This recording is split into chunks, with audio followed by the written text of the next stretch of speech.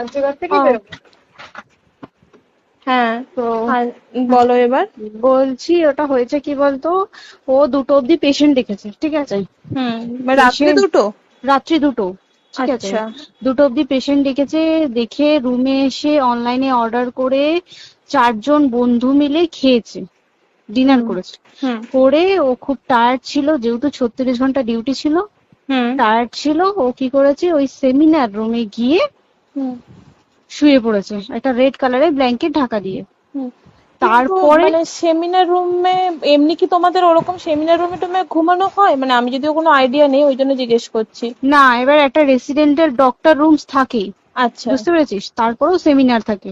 এবার হুম। সেমিনারে একটা বেড থাকে, আর আচ্ছা ডক্টরস রুমে 2টো 3টে যেরকম বড় ঘর হবে সেরকম বেড পাতা থাকে। আচ্ছা আচ্ছা। মেনলি ডক্টরস রুমে শোয়ার কথা, ঠিক আছে। হুম হয়েছিল কি, ওকে